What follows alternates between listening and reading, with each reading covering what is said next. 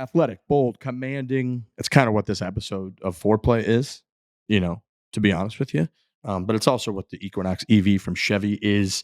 We got JJ Spaun on this show. We've got a couple Big J journalists on this show to break down the latest big news from the PGA Tour, CEO, Jay Monahan, NFL, all kinds of that action. Big J's, JJ Spaun. It's kind of the J episode, and it's all brought to you by Chevy Chevrolet, the Equinox EV. I just saw one driving down the street, one of these bad boys. It was like a dark gray, and it looked absolutely badass. If it's distance you're after, Equinox EV offers 319 miles of EPA estimated electric range with front wheel drive, massive 17-inch diagonal center screen. Make sure, you just see one driving down the road, you're not going to notice this thing. Go to a Chevy dealership, hop in one of these, and look at this 17-inch display. It's the best. It's the biggest in class. It's the best in class of any EV. These things are awesome, and Chevy's got them in like all of their vehicles. The diagonal center screen, but they're awesome. Infotainment center, as Frankie likes to call them. So Chevy, been doing it for a long time. American, iconic, the bow tie. We love it. You're gonna love it.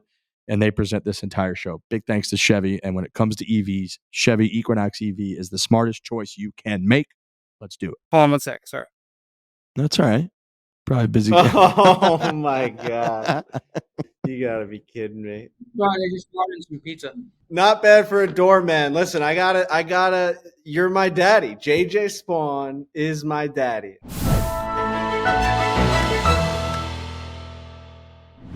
Foreplay, presented by Barstool Sports. Folks, we got a fantastic show today. We have got the 125th United States Open champion. JJ Spaun joins the program. He is, of course, a friend of the program. A little bit of a roller coaster of a history. So myself and Frankie Borelli sit down with JJ Spaun. Fantastic chat with the champ. He's got a big old smile on his face, and he's no stranger to the history that we've got. So it's a very, very fun chat with JJ Spaun coming up. He and I belong to the same golf club in Arizona, so I see him around town. I see him around there. I see him when we travel quite a bit. So he's a really good guy, and seeing him get the victory was awesome. So he joins the show. I'm not going to, bury that at the end of the program. So we're going to throw it to JJ pretty quickly here. We don't, again, want to bury the United States Open champion at the end of the show. So we'll get it to JJ. And then after that, we've got some big news in the golf world. PGA Tour announced earlier in the week a new CEO. Brian Rolap from the NFL has been announced as sort of the successor to Jay Monahan. A little bit of a weird window going on here. Like Monahan's in all the pictures, but Monahan's on his way out, but he's not going to be out until the end of 2026. This guy's got no real golf experience, yet he's viewed in a lot of minds as the number 2 at the NFL. He was going to succeed Roger Goodell. So we're bringing on the golf.com boys, Big J's. We've got Dylan DeChair and James Kogan. He wrote a piece all about Brian and kind of the new CEO. So we're going to talk some shop with those guys. Frankie and Trent are traveling, filming. So Frankie, again, is on the interview with JJ with me. Otherwise, we are really going to break down. We're going to talk some actual golf, get into some golf media, some Big J stuff, and really figure out what's going on with the new leadership here at the PGA Tour, what to expect, what it means, all that good stuff, who this guy is. So yeah, big news in the golf world, and and you're going to kind of get a breakdown right here. And then lastly, new Hater episode is out. So go check that out if you have not. It's all over, all the different video platforms, but this is the second episode of season 2. 3-2 all time going into this match. I believe we've got Andy, who's an oyster farmer from Massachusetts, who, of course, like all these folks, had talked quite a bit of shit, had done some trolling, some hating on the old interwebs about my game. And here he is. He shows up. I think, again, he's around a 4-ish handicap. I don't remember the exact index. I usually don't know a ton about these guys going in. I don't usually want like a whole rap sheet of how mean somebody has been to me before I meet these people. I just kind of generally know that they were mean. So latest episode of Haters on. I will say there's been quite a bit of, bickering about haters coming on and playing pretty poor golf so far throughout the series. This was not the case in this one. And, you probably saw some of our social stuff, but comparatively speaking, this was by far the best golf that we've seen from a hater in this series. And it It was a fantastic match at the Raven here in the Phoenix area.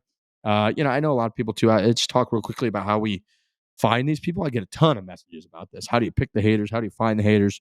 I get a trillion DMs from people who think that they're like reinventing the wheel or pouring wool over his face by just randomly sending me really mean messages.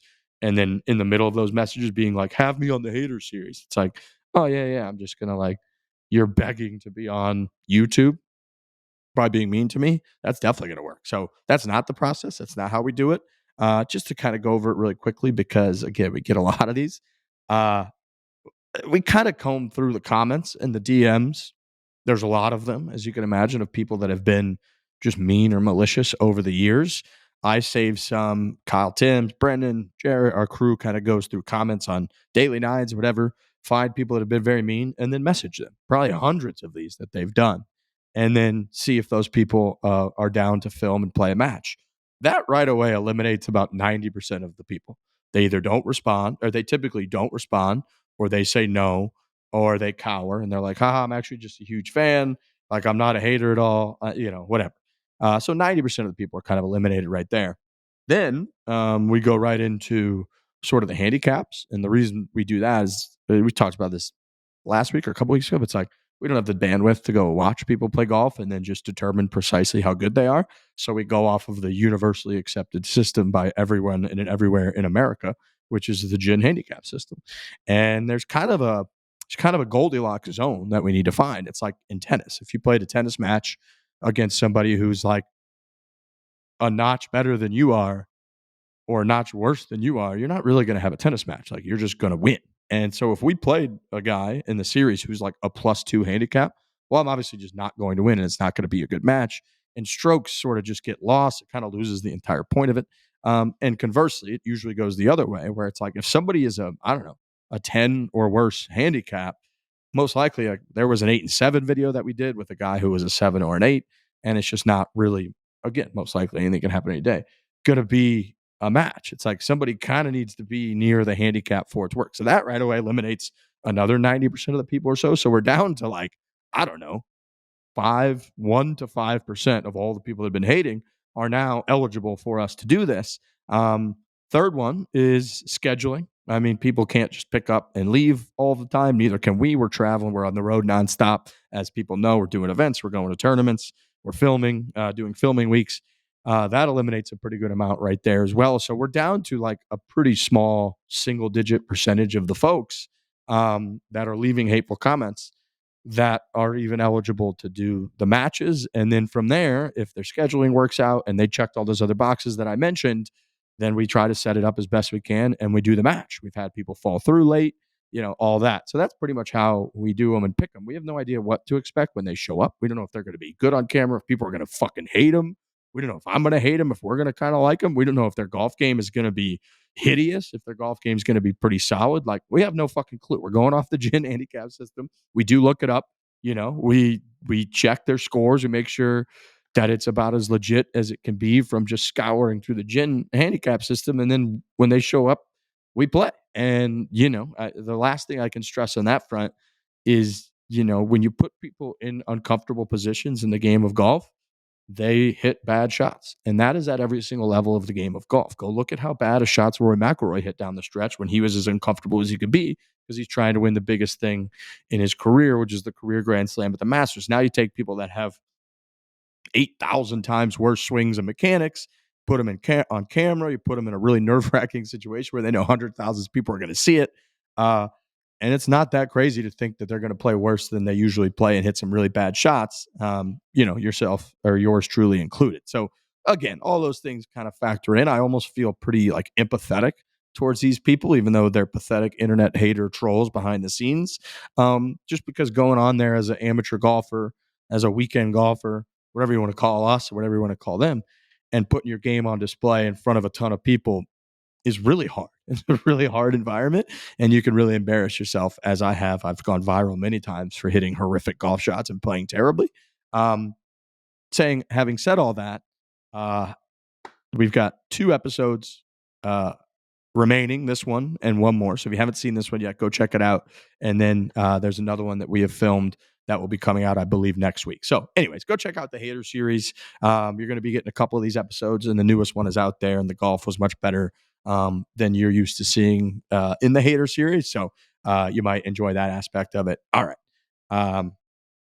Great guest coming up. We're going to throw it to the JJ Spaun interview. Like I mentioned, I really want people to hear from him with us right out of the gate here. And then after that, I've got the golf.com fellas coming on.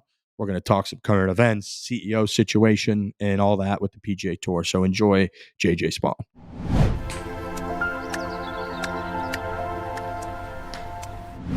There he is. That's our U.S. Open champion right there, you know? What's up, fellas? JJ Spaun, man. Congratulations, JJ Spaun. Hold on one sec, sorry. That's all right. Probably busy. Oh my god! You gotta be kidding me. This guy. I just wanted some pizza. Mm-hmm.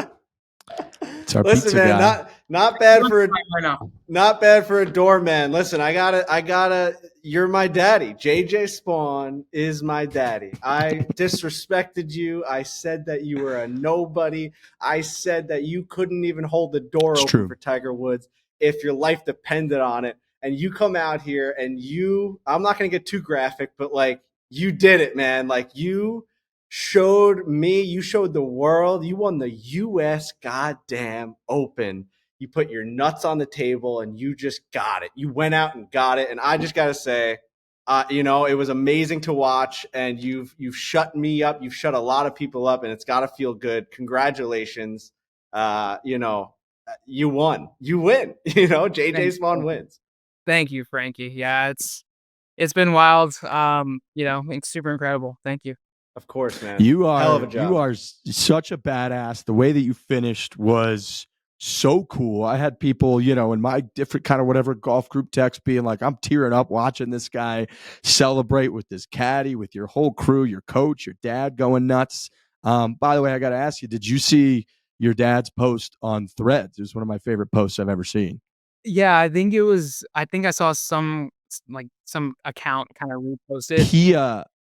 He basically posted it like he took the video himself at like a junior tournament and then was like updating the world that his son won this tournament.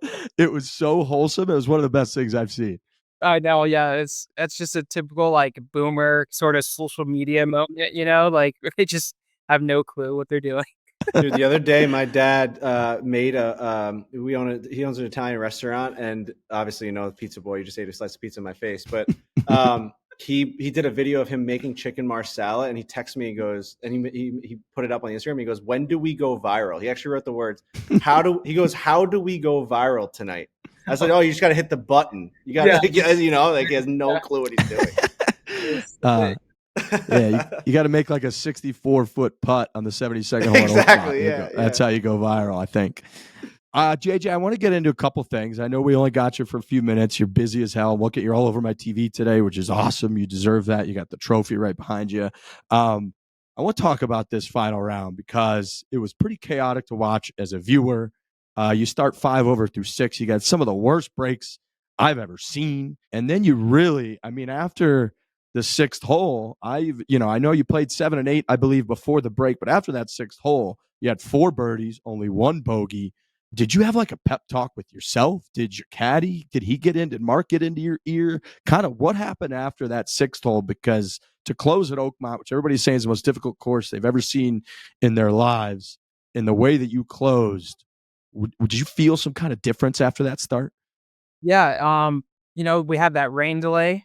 So I made some good pars on 7 and 8 to kind of get me back to making pars and not making more bogeys. But that kind of helped kind of going into the rain delay that, things are settling down. But the reset was more of like a mental shift.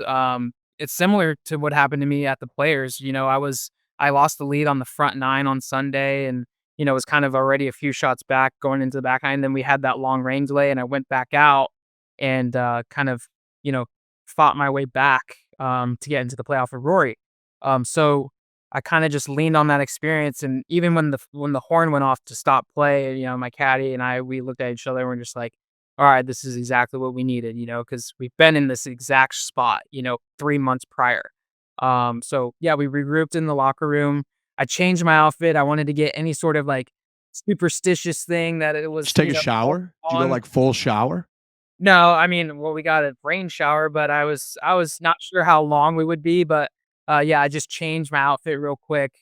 Even my caddy changed this because we were soaking wet too, but, yeah, we were just like, "Dude, if you were told Monday when you got here, 'Hey, you're gonna be 4 back going into the back 9 of the US Open,' you would take that every single day, right?" And I said, "Yeah." So, we kinda just went out there with a different mindset instead of, like, losing my opportunity, that looking at more as an opportunity, even though it, wasn't the greatest of starts. But I kind of had to, we kind of had to, realize that a lot of that wasn't my fault, hitting the pin, hitting a rake and stuff. It was just weird. But, it's the US Open. It tests you in every way possible. And I just knew there's still so much more golf left that anything can happen.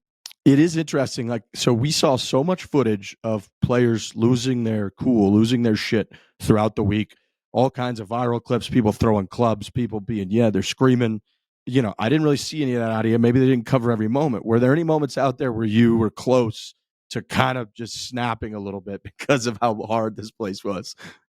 I yelled at my caddy pretty badly I yelled at Mark pretty badly on number 6 because he talked me into hitting a 6 iron, and I thought it was like more of a 5 iron shot, kind of with the wind direction and the distance. I thought it could have been a perfect 5, but I ended up kind of getting a terrible gust straight into, because I ended up hitting the 6. I listened to him, and it came up like 20 yards short of the front edge of the green into this bunker, and I laid into him. So that was probably the time that I lost my cool, because I was like, I just want to hit that effing shot that like makes me feel comfortable. Like I don't want to have to smash draw this 6 iron, because I don't like smash drawing 6 irons. I like to hit little baby cuts, up against the wind. And I was like, I just want to feel comfortable over one damn shot. And that was kind of it. And, I still made a bogey, but, I got over it fast and, kind of got on the par train, I guess you can say, after that.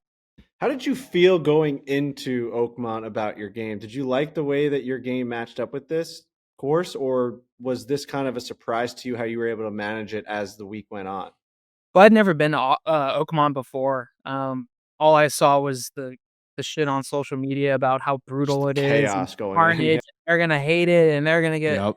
it's gonna be a nightmare. And people were asking me if I was gonna go out there. I was like, I don't want to go out there before and like lose confidence and be having nightmares of what I'm gonna go, attempt to play. I said I'm just gonna get there and figure it out in 3 days before the round starts on Thursday. So, but I've been playing good all year. I have my structure, my routines, my swing's been in good shape. I was playing well at home, on the week off, and I wasn't really having any expectations going into the week. I just wanted to have a good week and just see where I ended up.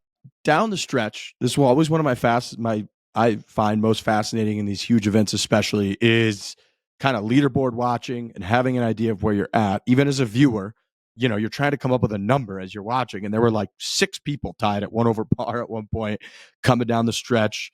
Robert McIntyre gets in the clubhouse at 1 over. Were you doing a lot of leaderboard watching to the back 9? Did you have kind of a pretty good idea where you were at, what you needed to do? Yeah, I knew I was watching the leaderboard all the way up until 16, and I knew that I was tied for the lead, but I didn't know if Bob was done yet. It said he was only through 17, but then when I went to hit my tee shot on 17, and I end up kind of hitting that tee shot to whatever 15, 20 feet. Yeah, you uh, did. that's That was kind of sick. that's when I kind of like started to know what was going on, because you can hear it in the gallery, you can hear it in the stands, you can hear all this, finish this off, you got this, like, and that's how you know. So I didn't really want to look on 18, but I knew what I had to do. But I didn't want to look and see if I had like a 2-shot lead or a 3-shot lead, because that's the last thing you want to do is try to like, okay, I only have to make a double bogey here. You know what I mean? Kind of thing. Like, because then you end up making like a 9 probably, something stupid.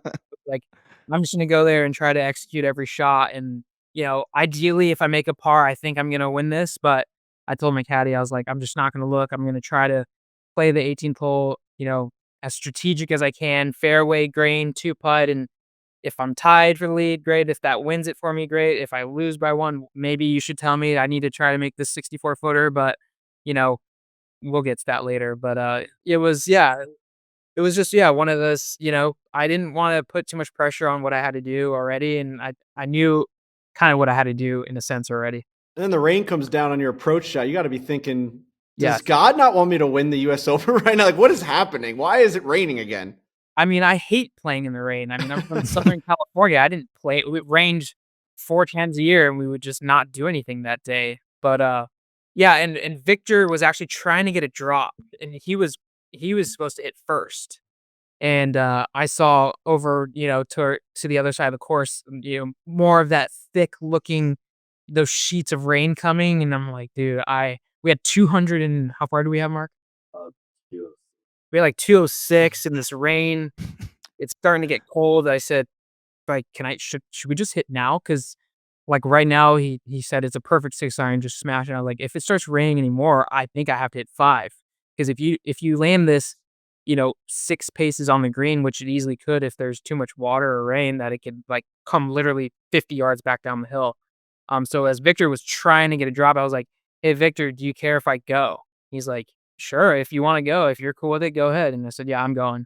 So, I jumped right into the shot and just, stepped up and hit a pretty good shot. I mean, I was definitely just trying to hit anywhere left of that pin, and, I hit it, quite a ways left, but it was still on the green at least.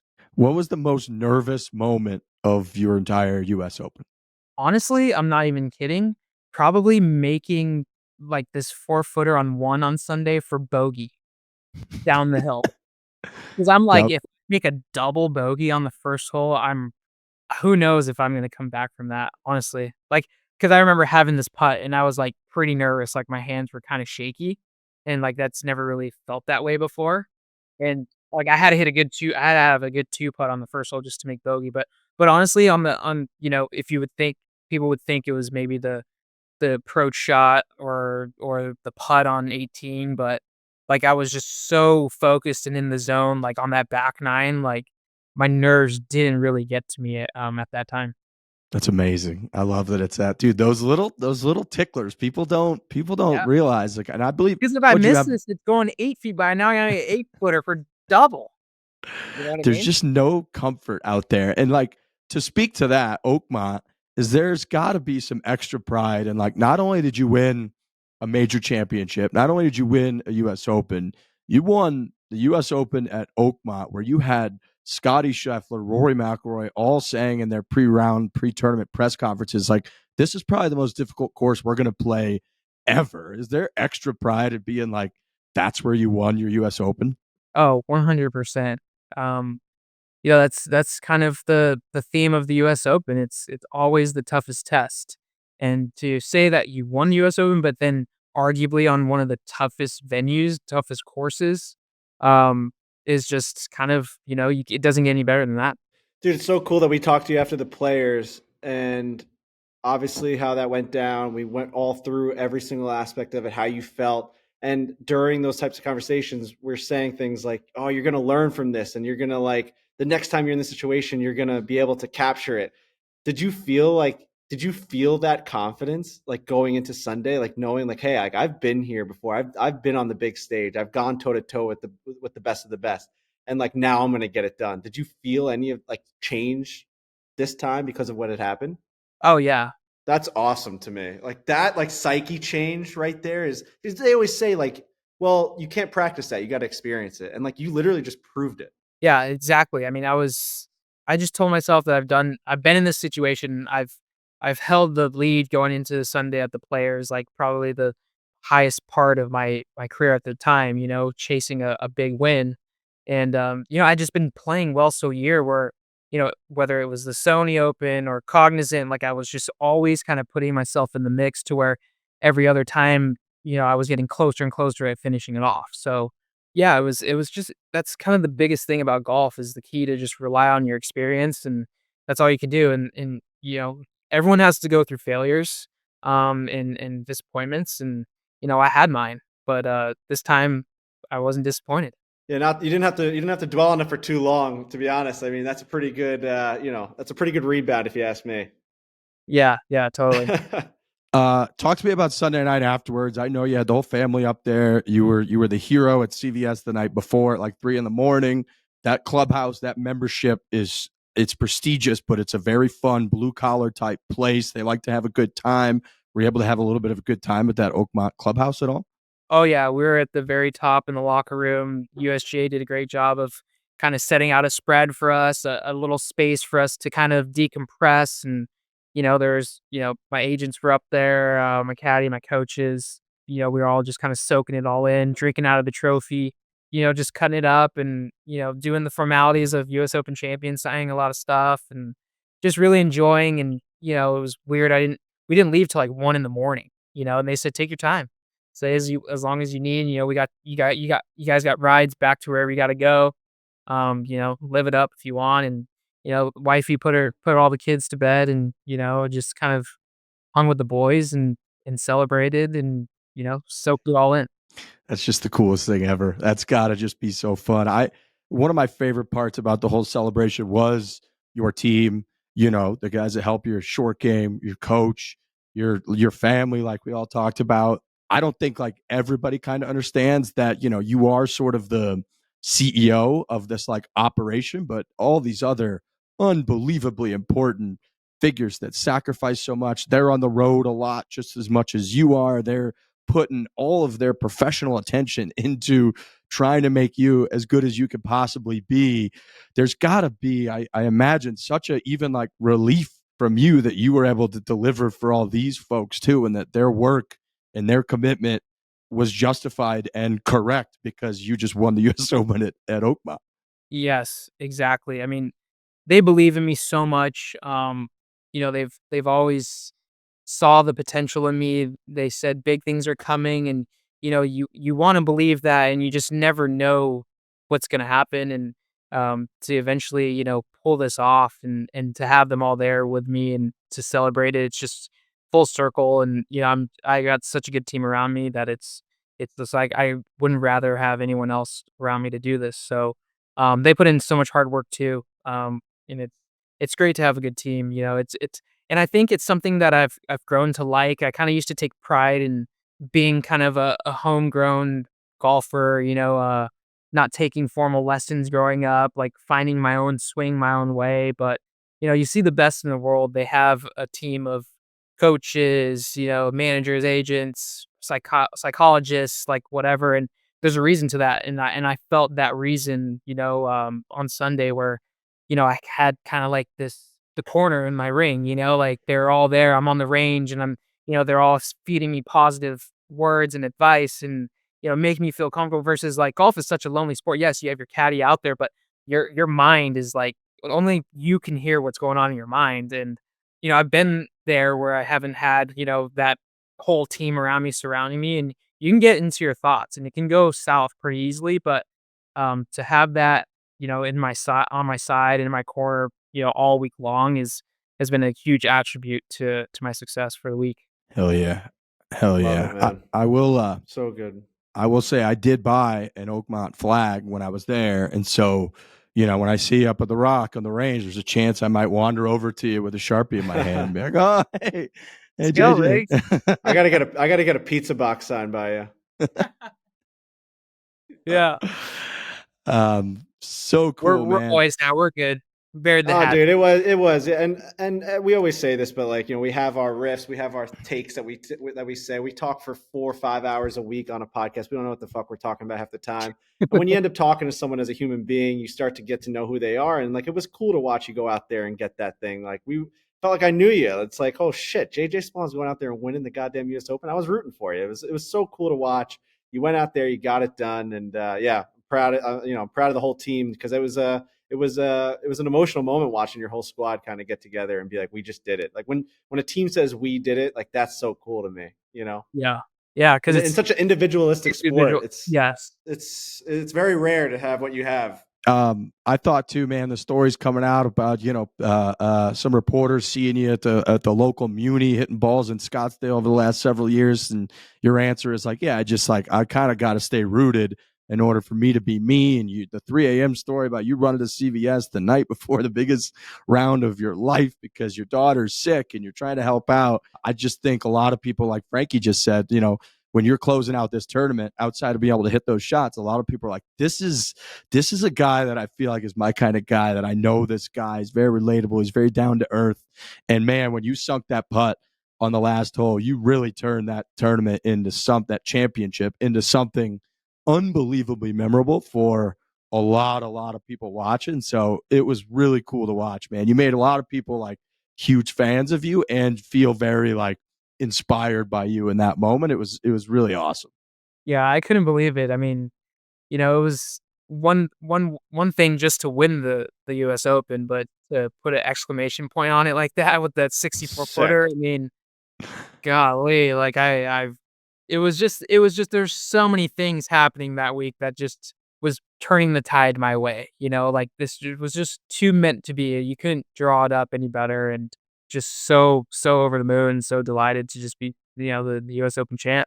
Sick celebration too. Like you got to nail that because it's going to go in the history books. And like the slow motion, like arms up, club toss is so sick, man. You got to nail that. Like some of the greatest have not nailed it. Tiger's missed hands and like it's been awkward. Like bro, like that's a big bumps. Like no, you got to nail it. And I think, and now we got Mark. We call it the Mary Poppins. Dude, that was hilarious. It's like, bro, the guy just won the US Open. He's still trying to keep you dry. So, no days off.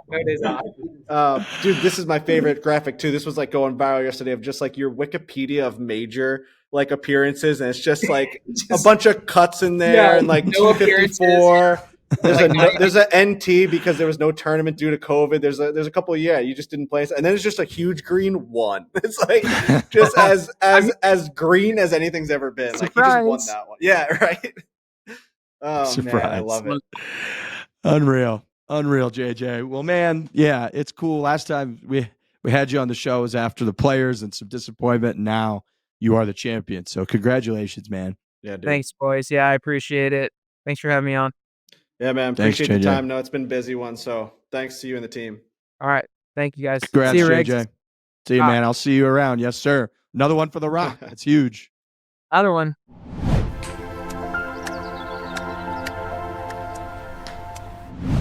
With prices going up on just about everything lately, being smart with your money isn't just a good idea. It is essential. You got to make sure that you are managing that money properly. You're hearing about it all over the news, whether it's markets, it's tariffs, it's inflations, it's all kinds of, it's maybe war, all kinds of stuff going on. You got to be pretty smart with your money right now. It's essential. Managing subscriptions, tracking, spending, cutting costs can feel very overwhelming. I'm with you. It's annoying.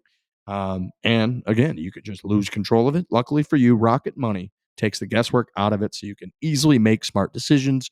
Rocket Money, they are a personal finance app that's going to help find and cancel your unwanted subscriptions, monitor your spending, and help lower your bills so you can grow your savings. See all your subscriptions in one place, and you're going to know exactly where your money is going. You're going to know precisely where it's going. And for ones you don't want, subscriptions you don't want anymore, Rocket Money is going to help you cancel them. Rocket Money's got over 5 million users, and they have saved a total of $500 million in canceled subscriptions, saving members up to $740 a year when they use all of the app premium features. So cancel your unwanted subscriptions, reach your financial goals faster with Rocket Money. Download the Rocket Money app, enter our show name Foreplay in the survey so that they know we sent you. Don't wait. Download the Rocket Money app today and tell them you heard about them from our show. You've heard the old saying before, drive for show, putt for dough, but lucky for us fans, we don't need a short game to cash in. This week, the action's heating up on the course, and DraftKings Sportsbook is your go-to spot to get in on the excitement from the first tee on Thursday to the final putt on Sunday. DraftKings has you covered with everything from live betting to odds boosts and more. It's the Travelers Championship. I know we've got a nice northeastern New England audience up there. If you're Boston area, if you're anywhere up in the New England Northeast area, this is one of your tournaments. PGA Tour doesn't come to you very often. Travelers Championship it is. I remember all the emotions from Keegan Bradley at the Travelers. Obviously, he is a New England guy.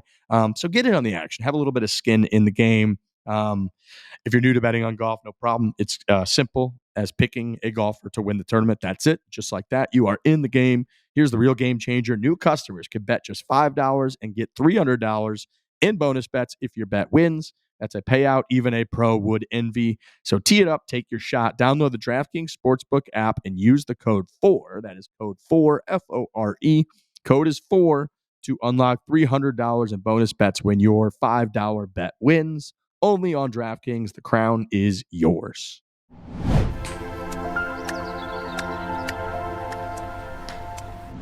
All right, folks. I kind of mentioned it off the top, but we are joined by the golf.com fellas. We've got Dylan Deair, which I'll never forget when you kind of told us how to pronounce your name, which helps a lot. Doesn't look like Deair, but it is. It looks like Deair, which I'm sure you've gotten a million times. Do you ever, when you had a substitute teacher, was it just a nightmare?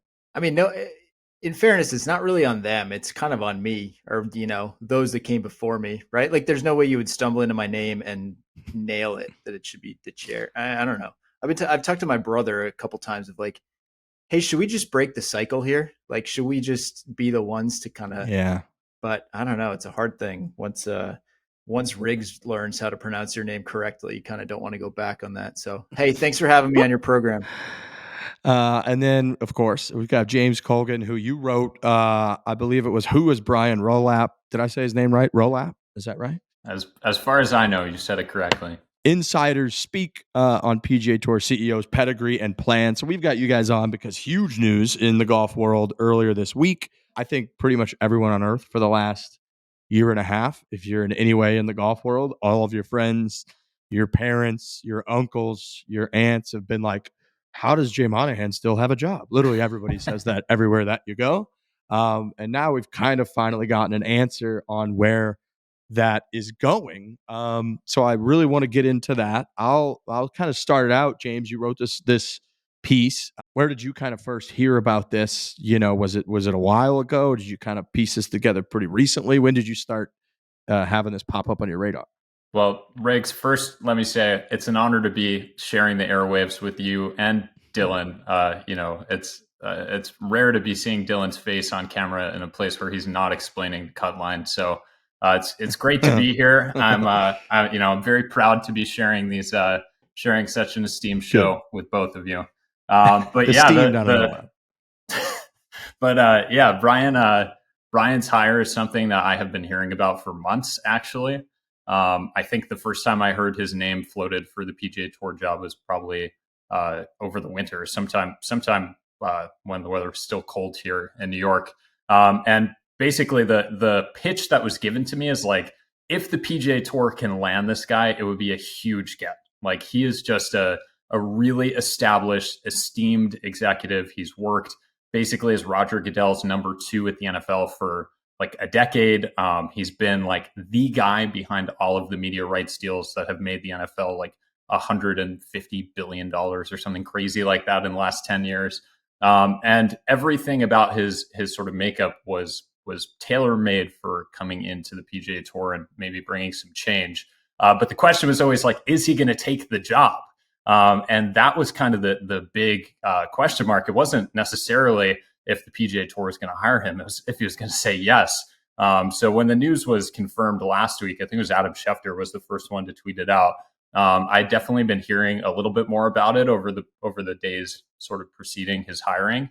But everything I heard in the days after that was like, if you're a golf fan, you have to be thrilled with this hire because as I kind of wrote about and as it seems like everybody in the world of golf is talking about right now, this guy is just like an awesome get. It's just a really, really good day for pro golf. Do you have any sense of like what they had to do to get him? Because when I first started reading, whether it was your profile of him, just tweets, whatever the hell it is, like I'm obviously not as in tune with this news or the whole process of it happening as you were. But my first thought as I got about 2 paragraphs in was like, did they have to throw the kitchen sink at this guy to get him? Yeah, well, I would say we can pretty safely assume that, there are a couple brake trucks that are probably rolling up to the Rolapp residence in Connecticut from courtesy of the PGA Tour. Yeah. But from what I understand, it was much more about the timing of the opportunity than anything else.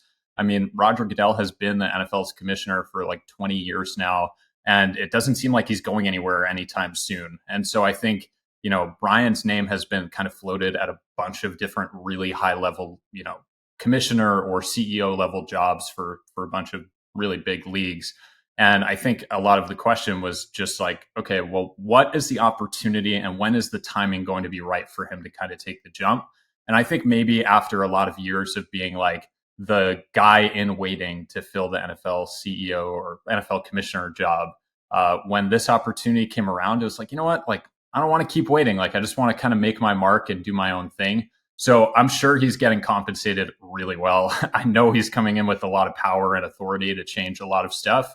But I think this is much more about just like the right opportunity coming at the right time for him to make a jump in his career. Yeah, it's no, it's interesting. And I was almost like, oh, I'm so happy that this man chose this to like, why did you do this? But I was when I was looking through, because you compare, I'm a big hockey guy, and even watching the NHL, the Stanley Cup Finals, I'm so into it, and it's the only thing I schedule around. But then I look at a lot of the tweets, the information, the reports, and it's like the ratings are horrific. And so I always have to remind myself, like, okay, it's not there's such a drop off in this country between the NFL and really anything else when it comes to sports. I mean, anything else. And so for him to be, everybody's kind of saying he's number 2 at the NFL. And I understand that if you want to be the commissioner, that's looking like that job, it's like a succession type situation where it's like, well, if that job ain't opening up, are you going to go to something else? And so for him to be taking the tour job, I was a little bit like, is this guy too good for us? I can't believe we got him. But then I also, I want to talk a little bit about the golf factor. He seems, again, we kind of talked about it from a business front, unbelievably impressive. I was, seeing that he was kind of behind the Thursday Night Football initiative. He really did not seem to care at all when there was pushback from traditionalists. There still is, from people being like, midweek games are awful for the integrity of the game. Like, the play is sluggish. And if you look at what Thursday Night Football has led to with the different streaming type deals and just keeping, football is taking over more days of the week than they're not now. Like, this guy, from a business sense, is as good as we could have for, maybe too good for us. Like we said, from a golf standpoint, there's a lot of people that were digging up real quickly. He's, he doesn't even have a handicap. He was sort of like pigeoned into being like, I play maybe 10 times a year. Do you get a sense at all that that's going to be like an issue for people or for the job at all? It is fascinating, right? He was quick to sort of jump in and say, well, look, I did work at a golf course growing up. He worked at the Turn at Congressional. I enjoyed the hell out of that. I enjoyed the hell out of that. That was a great comment of like, dude, no, I was like the cart guy or whatever. So like that, that was his last gig in golf. And when he was giving his opening remarks yesterday at TPC River Highlands, he was talking about like the business fundamentals of the PGA Tour, right? Like, he's looked at the numbers, they kind of check out. I feel like that was his point more than, bringing up the rich history of the Greater Hartford Open. So he's definitely coming in from that perspective. And it was interesting to hear him talk about coming in with like a clean slate, pushing back against, this idea that golf has to be what it's always been. I think people really like that in theory, and it's time to see, just how radical he wants to get, or how radical the sport is willing to get. I mean, it's good. It's nice that he's not a traditionalist, but there are a lot of traditionalists in this world. I mean, I think we've seen that with whenever golf tries to do something too new and crazy, there is a lot of pushback, because at the end of the day, a lot of the reason that a big golf tournament matters, think about the US Open, is because there have been so many other US Opens that have mattered. Like, it takes a while to build up any of this stuff. Golf is slow, like, without context and without tension and, history, like none of those events would be inherently interesting in the way the NFL is. So it is going to be an interesting blend of like business savvy and, maybe more of like a PE mindset that these investors are going to like, and then blending that with, okay, how do we not ruin what people do like about golf? Yeah, I find that part very interesting, because we've spoken a lot. I think everybody has, but our crew on this show about, the money that has been almost forced to be put into golf on the PGA Tour side over the last 2-3 years feels like a house of cards where you're like, okay, and this year there have been some big weeks for sure with the ratings almost had like a little bit of a comeback. But if you look at kind of this dichotomy in the world of golf of like recreational golf up, participation's up, people are buying more merch. Big thank you that, we love that.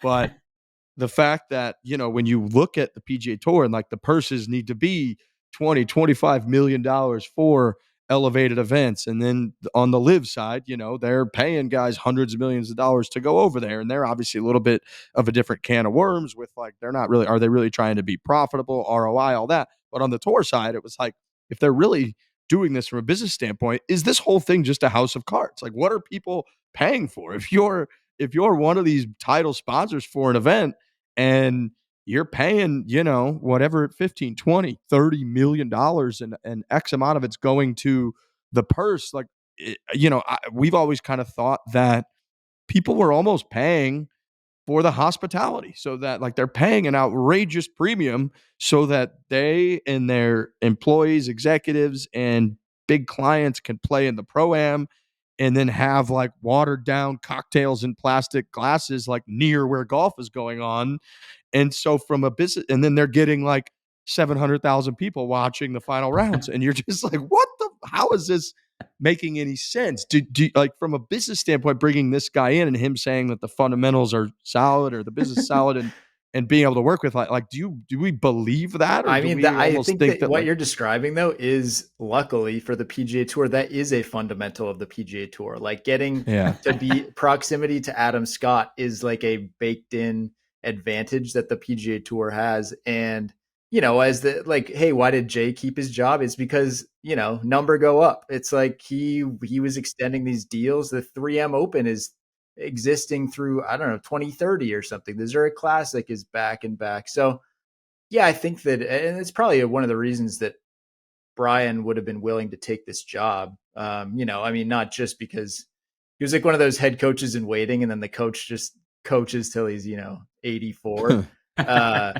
But it's because, golf does have certain advantages that just don't exist in other sports. I mean, the Pro-Am on its face is an absurd thing that exists, it's like it'd be if a bunch of local CEOs went to shoot around like the day before a big NBA game. So yeah, golf is different in a lot of different ways. I don't know, James, what do you got? Yeah. Well, first off, I appreciated Brian using his high school golf job as defense for getting employed at the PGA Tour. So because good. when I was interviewing at golf.com, I remember saying to our bosses, like, hey, I don't have any golf experience on my resume, but I was a caddy in college. So I promise you, I know a little bit about this. So at least I could appreciate that. Caddy though, like Caddy I could see, because Caddy, you are like as in with the game as you could possibly be, the highs, the lows, the intricacies and all that.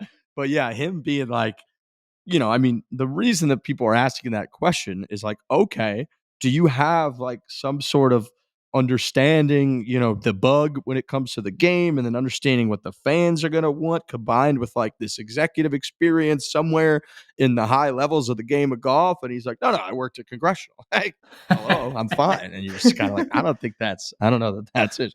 No, what I would say is just that I think the thing that the NFL does better than anyone is not really about football, and it's not really about like business, and it's not really about making money. It's just about like putting really compelling stuff on TV in a place where a lot of people can see it and where a lot of people care about the outcome. And when you think about it, that's like a really simple way to run a successful sports league. It's just like have really good, interesting stuff happening all the time so that people want to consume it and that they're tuning in to see it. And I think if you're looking at an area where you could maybe critique the PGA Tour over the last 10 or 15 years, it's that I think the tour has done a good job of like putting a lot of golf on TV and places where people can find it. But I don't know that they've thought about the PGA Tour as far as how can we make the people at home need to watch this? And I think that's something the NFL does every single day. And from what I gathered, that Brian was a huge part of that at the NFL, was thinking about how to build a business around like just desire and interest and intrigue.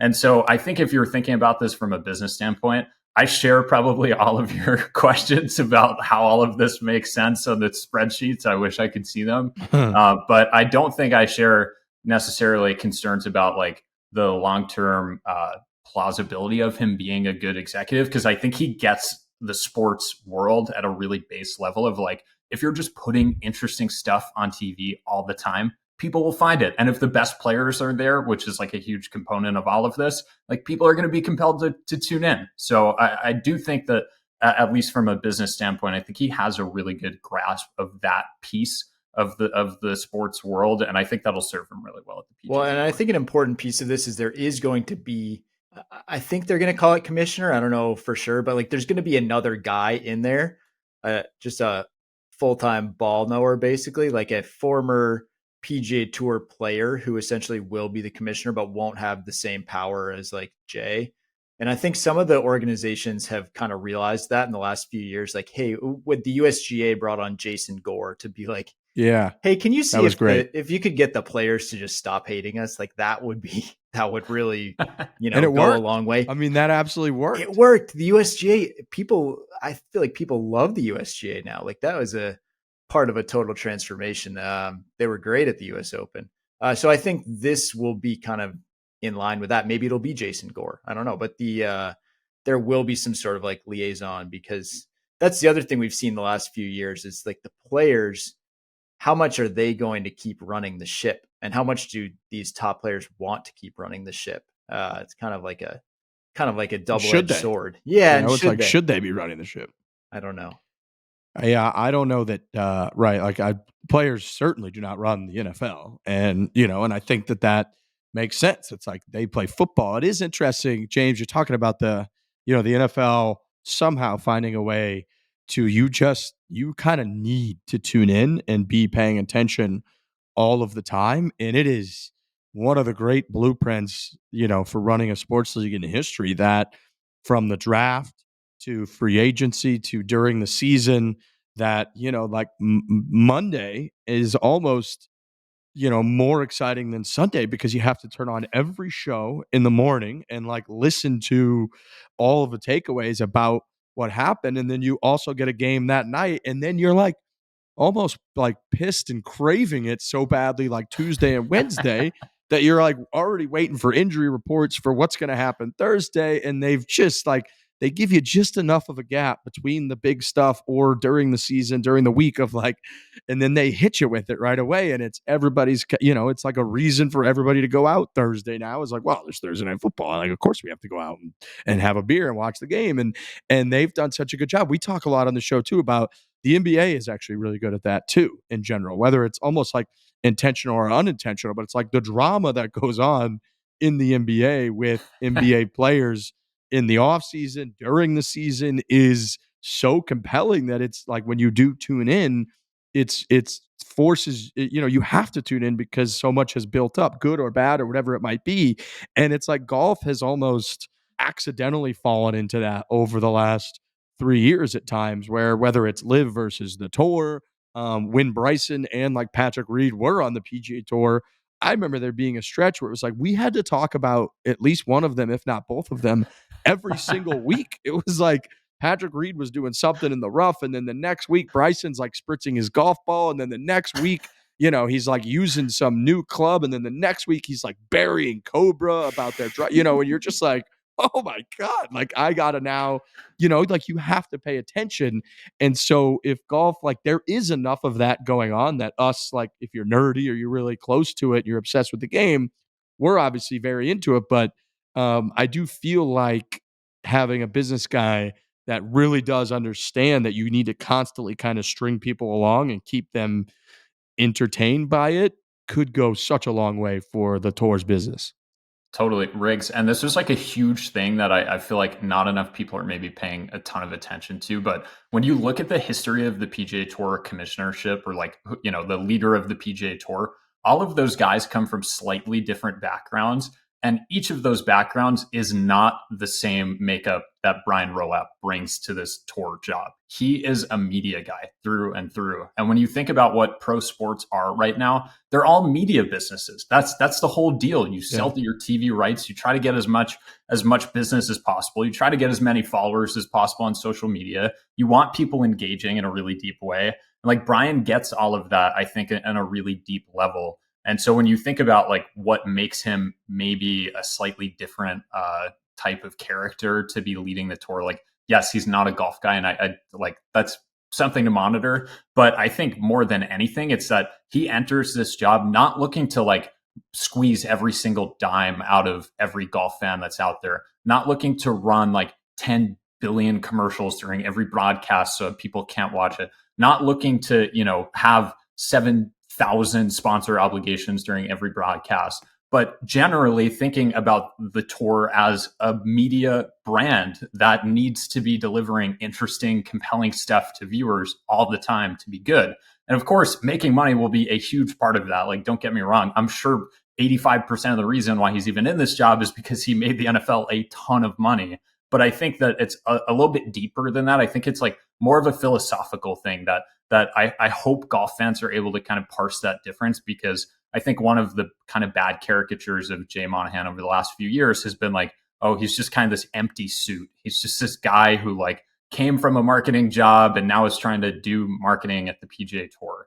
And I think seeing a slightly different vision of pro golf that is based around what people, the vast majority of us only watch golf. We're not attending tournaments in person.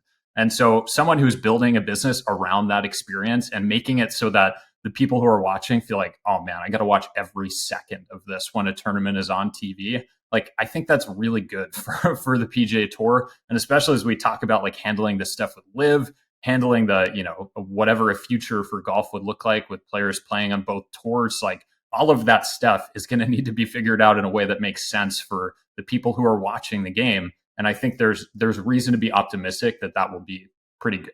Yeah, it's interesting you say that, because we've talked about, if the tour were better about the media aspect of the whole thing, I wouldn't exist. Like, we wouldn't exist. What we do, like, literally would not be a thing, right? It was like they sort of, by dropping the ball, whether it was just not having the foresight to kind of see where media was going 10 years or so ago. I mean, we've been doing this for like 9 years, but it's going 10 years or so ago.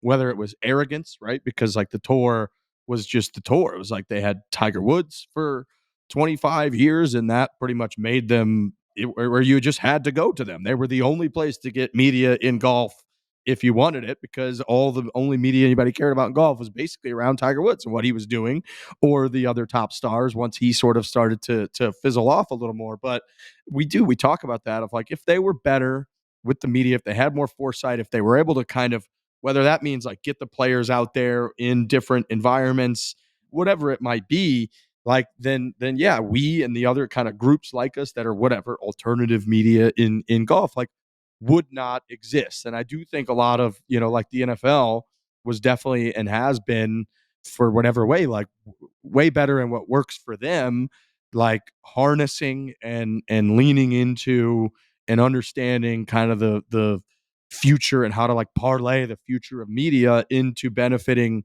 their overall product. And I do think the tour has been like overall terrible at that. I think they're definitely kind of catching up and getting better. But it was like when we first started out, if we did like a podcast with like Willie Wilcox, one of our first guests that we had on the podcast, and he's on there for like an hour talking golf. And then next time you tuned into the broadcast at the time when he was still playing, I remember that being a huge thing for people. They're like, God, I'm rooting for this guy now. Like, I just didn't know anything about this guy at all. Like, I had never seen him in any context ever, other than like they pan to him and he's got a 6-footer and he just looks like pretty much every other white guy like on tour. Is pretty much what people would say. And now, now a lot of different outlets are, and me and Dylan were kind of talking about it pre-show, but a lot of different outlets are doing, more video content, different types of ways to showcase and kind of get players' personalities, interesting aspects of the PGA Tour and the game of golf at like the professional level out there. But that is interesting you say that, because I do think it was like a big dropping of the ball that sort of led to all of these alternative media kind of outlets. And if they, I think that's going to be a huge benefit to them if that's, based on his skill set, if he really does crush like understanding the future, current and future media landscape, because the tour is compelling. We find it compelling. There are a lot of ways to tell kind of compelling stories, but you got to do it with the evolving media in a way that, people are going to consume it and enjoy it and need it. And if he could be really good at that, like I guess I do see why he would want the job, because there's massive upside if he could do that. Yeah, it's interesting, like just from a very nuts and bolts perspective, like the way that different tournaments allow different levels of access. Like you guys have, this has definitely affected you, Briggs, probably the length of the whole time you've been a company. Yep. But like, think about, I hope this is true, at least if you're a fan of golf and you were watching the US Open and you felt like, oh, we're getting more different perspectives. Hopefully us having access contributed to that. Like from our perspective, like behind the scenes, we had two camera guys actually that were there with us all week, bunch of writers and a couple camera guys. And at USGA events, we're allowed to film interviews, and not just in like a specific setting, but like after guys rounds. And so if it feels like, oh, we actually saw like Scotty Scheffler standing outside the clubhouse, like not just up at a microphone from one stable camera view. Like it sounds like a little thing, but I think it does contribute to the feeling of like, oh, that's a different perspective. That feels a little more organic. That feels like we're getting a little more behind the scenes feel of this event. And, I'm hopeful that the tour is going to, under like new leadership, kind of understand some of that and do a little bit more of that. But at least from our perspective, like that has shifted a bunch already in the way that, our company thinks about covering these events. And video's not going away. Clearly, it's not like we're not suddenly going to go back to only the written word mattering. So it's going to be interesting to see how the new regime handles those rights from our perspective.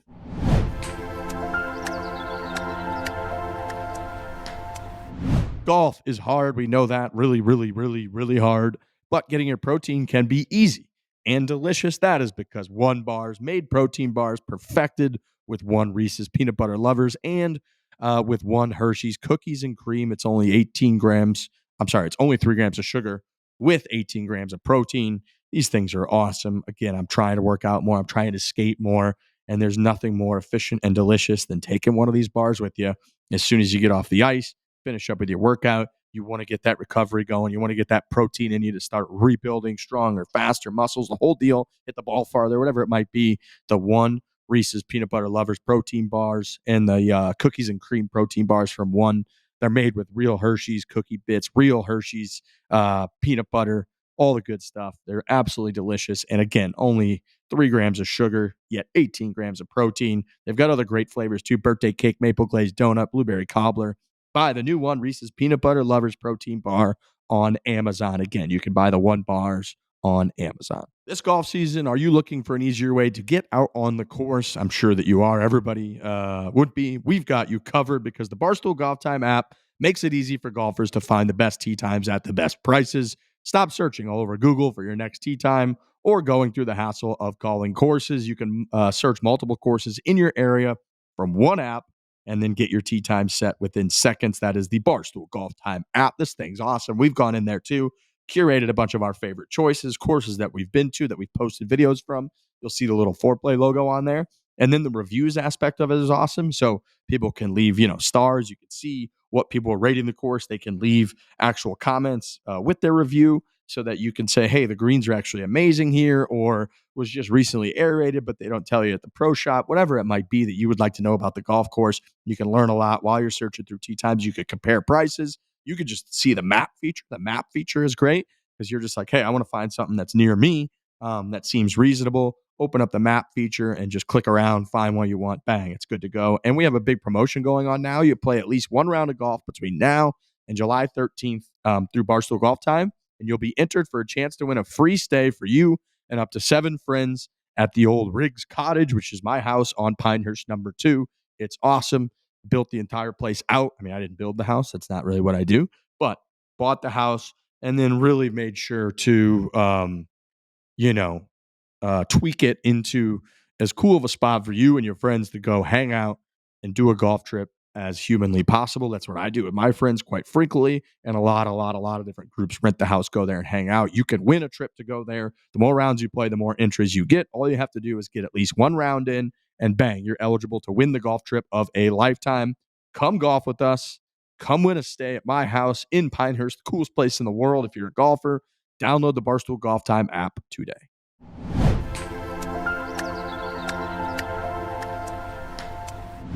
But I would also say too, Riggs, like to your broader point there, that like you guys would only exist because the tour was bad at handling this. I would argue like the next step of this is that you guys are going to continue to exist because you are good at it.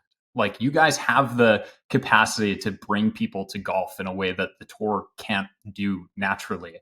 And there are so many NFL podcasts that do that. You're trying to get back on the show. I'm not comfortable with this level of compliment. Dylan's like, man, we've gone a really poor direction here. No, I do. Appreciate that. But it's true. It's true. Like what you guys show to golf fans is different than what the PGA Tour is capable of showing. Even if they can get a player in a natural setting, like it's just a different thing. And the same exists for us at golf.com. Like we can do something differently than what other people can do. It's all adding up to a larger pie. And it's just about like making sense of how to kind of let everyone into that in a way that everybody winds up benefiting from it. And I think for too long, the kind of headspace of the tour has been like, well, if Barstool is doing well and we're not, then like that's bad for us. And the reality is, if Barstool is doing well and has nothing to do with the PGA Tour, the PGA Tour is doing well because of it too. Like it is a positive sum environment. So I think that's like a really important distinction here. It's like, yeah, you guys might have existed for a long time because the tour was not good at this stuff. But the thing that's going to keep you guys around is that you can bring people into the tent in a way that the tour still can't. Well, I like to think that is definitely like something, that we're good at, but we've had to adapt what that means, over the years and over from event to event. And to Dylan's first point, it's like we kind of laugh like we only go to major championships, and that gets portrayed as like, the other events we're like above those events. No, it's because at PGA Tour events, we can't do anything. There's like, we don't write like articles. And so if we go and we do sort of a Doug Ferguson, like AP style interview, or we get the quote from the player and then we write an article about, we don't do that. That's not what we do. And so like for us to get value out of going to an event, we need to be able to basically video our interactions with the players, because we think that the value there, right, is kind of what you were just saying, James, which is like, if there's an interview type setting, like we used to talk about this with Dan Rappaport, by the way, which is a very funny dichotomy here too, of like when Dan left, everyone's like, oh, they're just going to like bring in like Dylan to chair now. And now here we're finally doing it. So it's nice. But I would talk to Dan a lot about podcast interviews and be like, don't treat them like a press conference. And Dan, come a little bit more of a big J like you guys, he was very used to just from like formatting or structuring the way that you deliver a question of like, okay, I ask question now, player now is the capital A letter, and then I am the capital Q letter, and then they are the capital A letter. And we're just going to go back and forth like that, like it's a ping pong match. And in reality, it's like, no, kind of what we do is it's like, whatever, it's conversational. It's like we rib them, we give them shit, they give us shit. They know something about our life.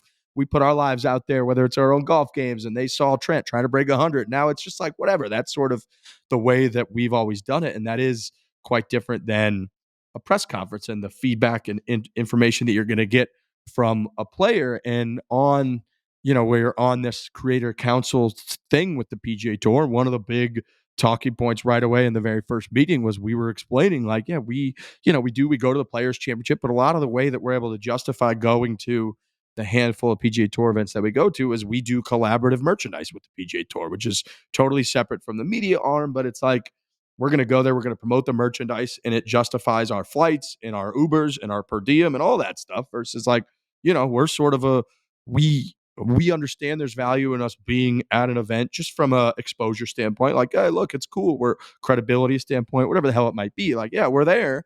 But once we start adding up the dollars and cents over the course of the whole year, like you guys were rolling incredibly deep at the US Open to the point where, when we left after one day, we were like, yeah, just take our spots because you guys have like 90 people piled into like 2 chairs. This is ridiculous. But for us, again, it's like, those like the producers, however many cameramen, if it's 3 or 5 cameramen, plus all the equipment, the baggage that they have to bring, which it's like $150 if you're bringing more than 2 all that stuff over the course of an entire year adds up to a hilarious, amount of dollars and cents. And it's like, we're trying to run a profitable business here.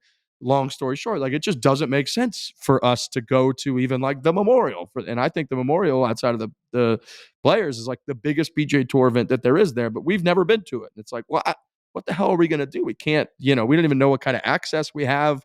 I guess I could go walk around near the ropes within an arm's length and like put out a picture and be like, look how beautiful the Memorial is. But it's like, I could also just like quote tweet somebody else's picture and be like, look at how beautiful the Memorial is. And that just saved us like $5,000 worth of flights and stuff. So, it is interesting that, then we would get to the point where we had the PGA Tour has to sign off on their members, players, playing golf on camera and being that's part of the waiver that they do, which they would always grant, but they would only grant it if we wouldn't publish the content during PGA Tour events. So if people notice, like, we don't publish when we do 4-man scrambles or whatever the video concept is with PGA Tour players. We can only pretty much publish them Monday, Tuesday, or Wednesday. We cannot publish them Thursday through Sunday because that's when PGA Tour is airing. And so things like that are very funny to compare with the USGA or the PGA of America, where it's like, and we've talked to, Craig Annis when he used to be there, who was a huge ally of ours. And for folks behind the scenes, he ran the media and communications at the USGA for several years. Where did he come from? Like Mars Bars or something? I can't remember exactly where Craig came from, but he was a great guy. And he was the guy that greenlit Dave doing the Mulligan Challenge at Shinnecock. And the point was, he would always make to us, he's like, we've got like 7 days on the calendar to make like 90+% of the USGA's revenue for the entire year. So we will deal with, our other media partners or whomever complaining about you guys having access or anybody having access. We just want to get the maximum exposure that we can. We want to get the maximum ratings that we can. And we need to get the maximum ticket sales that we can, because after this 7-day window, it's over for us. We just don't make any more money. And PGA is pretty similar. And I imagine the RNA is pretty similar, but we don't really have a relationship there. And so it is, it always kind of comes back to the money at some point. And it is pretty interesting from a media standpoint to see that they just, they just were like a little bit they were lagging a little bit, the tour, for years and years on sort of kind of understanding that. And I do feel like having somebody at the helm that has proven to be pretty damn bold in not being afraid to kind of piss off the traditionalists who are worried about players being sluggish on Thursday Night Football and being like, no, we're doing this and we're going to do it all the time and it's going to be great. I think that could be very good for the tour. 2 quick things on that, Riggs, because, well, first, I think it's sort of, I don't know what it is, ironic or fitting, or I guess just full circle. It's interesting that there is now one person outside of the PGA Tour that has media rights access the week of PGA Tour events. And it is your boy, Dan Rappaport. Like, he is now he is the one guy on earth that is incredible that, can go on the range. But I guess that brings to the other thing, which is, I hope they loosen it up a little bit. Be careful what you wish for. Like, if suddenly the PGA Tour was like, hey, you can film anything, anywhere, anytime, I'd be like, oh shit, like, we're suddenly going to feel the pressure to be like, how are we going to get people to do more stuff every Tuesday? There's going to be more travel that we want to, it just kind of opens up this sort of thing where right now there is at least a sort of freedom to be like, well, we can't do anything right here right now except write a story anyway. That's kind of the background that we come from. Yeah, like, I guess we just got to head to dinner. I don't know. So we can't do anything else. There's a little, there's definitely a little, be careful what you wish for there, because and not to mention, if you went to a PGA Tour event every week and your task was like, hey, make this seem exciting in the lead up, that's tough. Just being there at a PGA Tour event, like practice round, it's not like there's not a lot of fast moving stuff going on. There's a lot of interesting little details, but it's hard to make it seem, fast. No, I agree. It's very depressing. Like I would say Tuesday of an average PGA Tour event is depressing. And that's not a knock on the tour. That's like their in between days. That's not when their event is occurring. So it like shouldn't be that riveting. But I remember, and the reason I really first started noticing that too is because going to a few Corn Ferry Tour events, and with our guy Alistair, and I've just been to a couple Corn Ferry Tour events and then been to a couple tour events. When he played in the Myrtle Beach last year, I was out there on Tuesday and I was like, man, this looks horrible. It's like a really slow practice round on like a Tuesday at like out of an opposite field event. And they're out there, and even they had a good group. It was like Joel, Alistair. I can't remember who maybe the third or fourth was, but they had a game going. And then, on like the fourth practice green or the fourth green during the practice round, they're like all doing the thing where they're chipping and kind of rolling balls. And then I just could tell at one point Joel just like didn't do that. And was like, I'm not doing it. Like, this is just, it's just sad. And they haven't been home in weeks, and they haven't like seen their family. They would rather just be like at home. Like, at least if you have a normal 9 to 5 job, you get to like come home and cook dinner and your kids jump on your shoulders. You get to play soccer with them at night. And then like you go back to your monotony in the morning where it's like they just hadn't been home. They went from stop to stop. And you're like, yep, don't get me wrong. This is the dream. They're on the PGA Tour. They're playing for millions of dollars. All that stuff is very cool. But on a human level, you just I remember just looking at Joel being like, this is very depressing and boring. Like, I think I'm just going to leave. Like, I don't want to be here. And he's like, God, I would do that too, but my team would kill me for not practicing. So yeah, it is hard to like hype it up that much. It really is. It's like impossible. But I do think there's a place where there could be some improvement here. I'm not expecting the faucet to get fully turned on for the whole golf world, and that's not like what anyone has indicated to me is what we should expect. But I do think we could like definitely improve the FedEx Cup playoffs. Like, those events are just like not really all that meaningful in the greater golf calendar. And it's the biggest tour on earth's like postseason. Like, think about every other major sports league. When the playoffs come, the TV ratings are 10x what they were, during a middle of the season, regular season game. For the PGA Tour, sometimes the ratings are lower during the playoffs than they are during the regular season. Like, that is definitely an area where I think if you're talking about like, okay, how can we improve the product a little bit to make it so that it's more fun for foreplay and more fun for James and Dylan to roll up to the Tour Championship, like having a match play component or like even just like a different, more consequential, event series to have the playoffs mean something in the greater scheme of the golf calendar. Like, that's a change that could be made in the next 5 years. That wouldn't surprise me at all. And that would also serve the benefit of like giving us another thing to do that golf fans care about. And that doesn't involve us, hanging out on Tuesday too much with Joel Damon, although, I generally tend to enjoy that. And he's the greatest. So I was enjoying myself. I just was saying, relatively speaking to the environment, I was like, doing this every Tuesday would not be that sweet or as sweet as people think it might be. The interesting part about that, I completely agree with you on the playoffs, is we go back every year to, the recap show that we always do after Sawgrass and the Players Championship is always just as rave of reviews as we could possibly give. And it's like, as much as the PGA Tour has messes up or has dropped the ball or as critical as we're being about whatever element of that tour there is, they just have nailed it with the Players Championship. It is better than half the majors that I go to from every aspect, from the viewing standpoint, from the leaderboard standpoint, from the excitement of the actual venue standpoint, right? Like the back nine of that golf course, it's Masters Junior. Like, it really is. Like, everybody knows all the holes on the back nine. Everybody knows that it matters a lot. Everybody knows that almost like anybody can kind of win. You see all kinds of different winners there.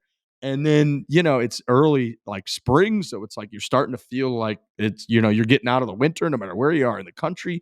Going to the event is probably the only, outside of maybe the Masters, like the only golf event that I would say it's actually like worth it going to, because the viewing experience is awesome. The stadium course, like concept, you actually could see golf. Everybody's like excited. If you're a heterosexual male, there's a lot of sundresses rolling around. It's just like a very awesome experience the whole thing. Whereas a lot of other terms, like the U.S. Open, I think, like even I love Pinehurst as much as anybody on earth. Like even going to the U.S. Open at Pinehurst last year, like every green is an elevated green. So you're literally standing below the green. You like can't even see the greens, and there's people all over the place. So and you can only follow 2 players at a time on the weekend, so you don't really know what's going on with the leaderboard. Anyways, all my whole point and all that is like it's very hard to accomplish what they've accomplished with the Players Championship. And so I would say, some advice would be to like go sit down and reverse engineer that as best you can. And there might be some intangibles that you're not going to be able to just simply like replicate, where it's like there's the history there now. There've been all the different shots have been there, the better than most, like Ricky Fowler, Sergio hitting it in the water, which it's like just as good as the positive stuff. So it's like all of those types of moments have added to that. And like it's hard to replicate that. But you know what I'm saying? Where it's like they do have they have a lot of great tournaments, but they do have a tournament that is like unbelievable how good it is. They own the early season right now. I think that's what's sort of jarring about it being mid-June. Yeah. And, it's what summer technically starts in a couple days. It's just weird that it feels like most of the golf season is behind us. I mean, now I think when the PGA moved to May, everyone, like a lot of people were like, yeah, that kind of makes sense. And now that we're, especially this time of the year, like, shit, I wish we could kind of have that one back. When Rory skips Memphis for the first round of the playoffs, like this is going to kick off another firestorm of second guessing about that format. But yeah, when you think about what is the PGA Tour and like the heart of the PGA Tour schedule right now, it's like January, February into March. Like that's where you get Riviera, Pebble, Phoenix, Bay Hill into the Players. Those are a lot of the iconic PGA Tour events. And then, you have some sprinkled in, but it's like Memorial sticks out as like the summer kickoff event. After that, you really need the playoffs to feel big, or else it's really just major season and then everything in between. So I think that's going to be, I'm curious going forward, how much the tour is going to look at, okay, should we reconsider the structure of our season? I mean, it's so funny leaving the US Open. Like we're always up late Sunday. It's such a big event. This might sound silly, but it's like an emotional come down from covering the event after being there all week. And, you're like seeing people, we're working late and then we're out late and it's really fun, but they're long days and you fly home early Monday and it's like, whew.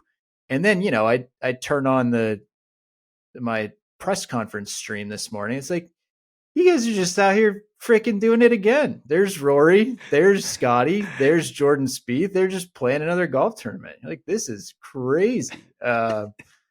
And the signature event the week after the major thing feels a little anticlimactic to me always. Yeah, it's Harbor Town. It feels exactly like Harbor Town. You're right, where it's just like, whoa, like you gotta give me, I'm not a smoker, but it's like I need a cigarette or something for a couple weeks before it's like, because after that you're 100% right. It's like this come down, and you're just gonna you're about to watch something that's just not even close to as meaningful as what you just watched and what you just got so hyped up for. And that's a bummer to say because I love the Travelers Championship. It was one of the first PGA Tour events I ever went to. I actually think for that type of event, where it is on the schedule, they do it about as well as they could possibly do it. There's like outside of it being an elevated event, they were attracting a lot of the top players in the world before elevated events existed, like because of those reasons. The fans are awesome. Yeah. But it is hard. It is funny. It's like like I haven't even caught my breath yet from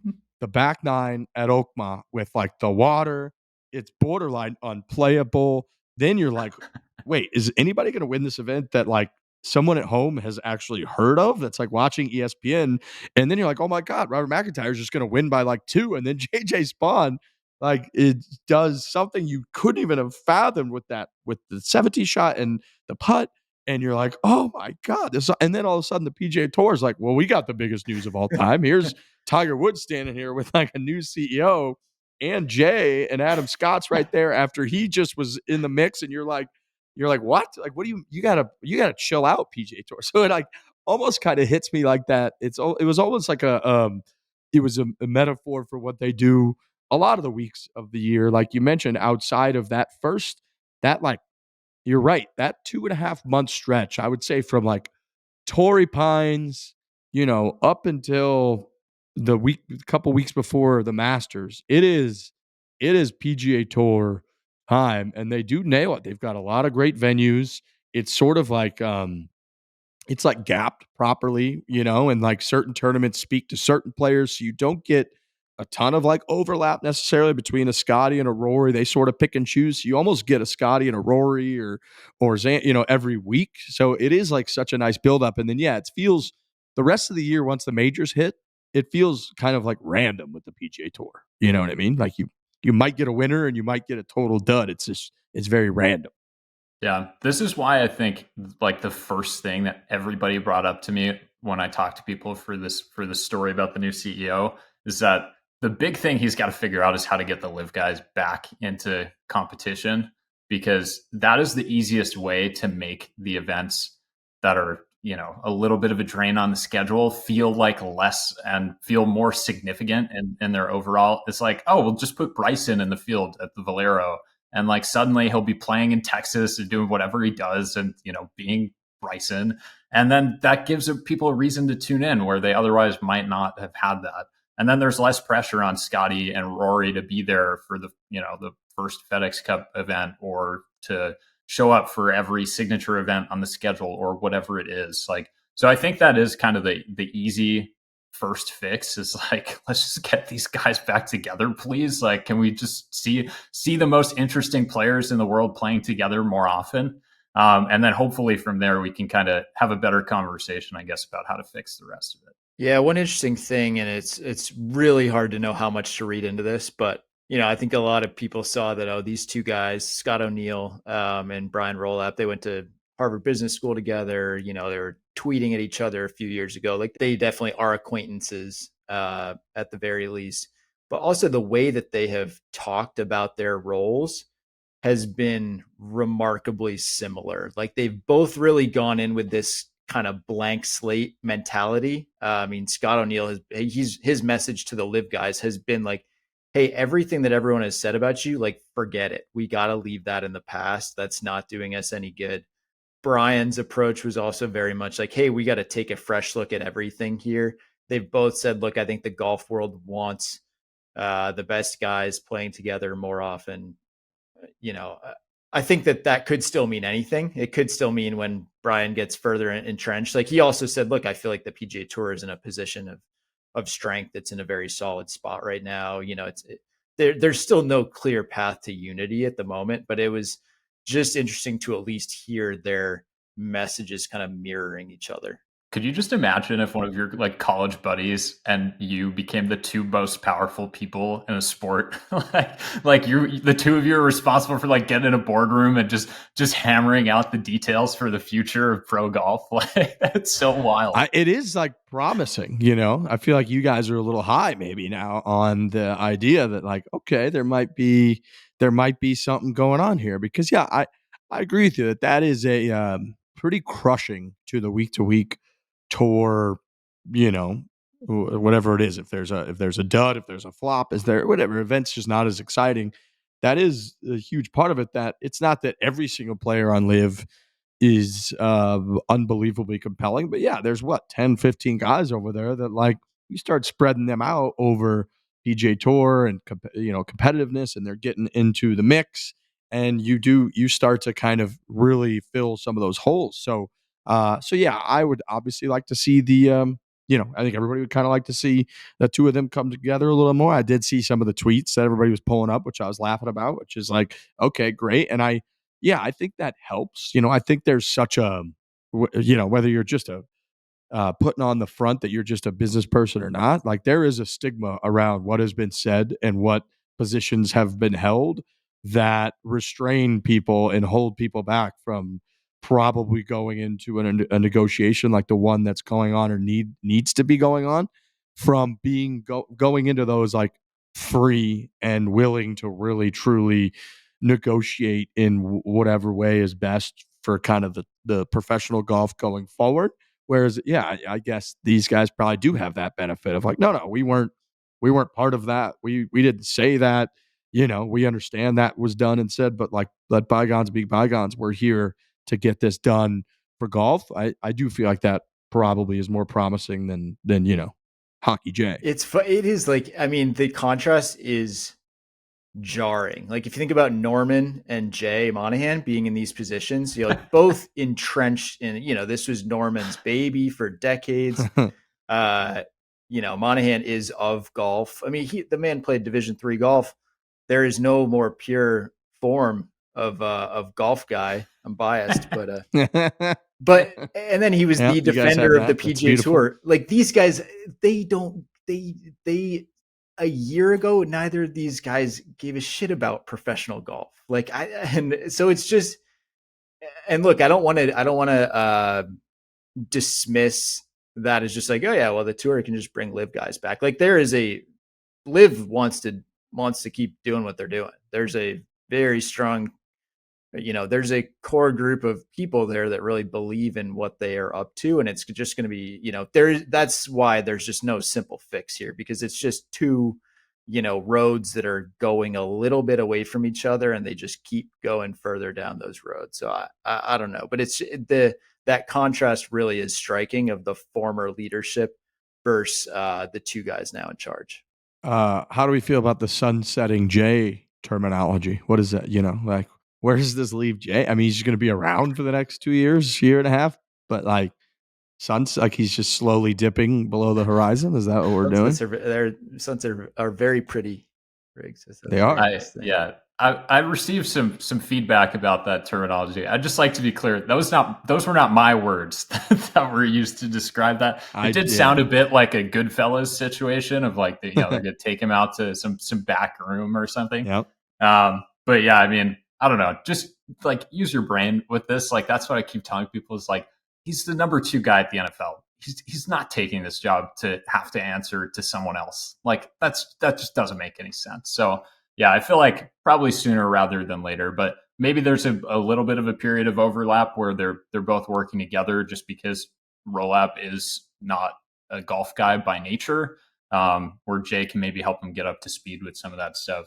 I don't think we'll be hearing too much more from Jay Monahan in his time. I hope we do though at some point. I hope we do, because I think what I always wanted from Jay, who really did a lot of really good, smart stuff. I think I always have wanted him to just let loose a little bit more. Like, hey man, what do you really think? Because I think once you would get behind a microphone, you got a lot of stakeholders and you're trying not to say the wrong thing.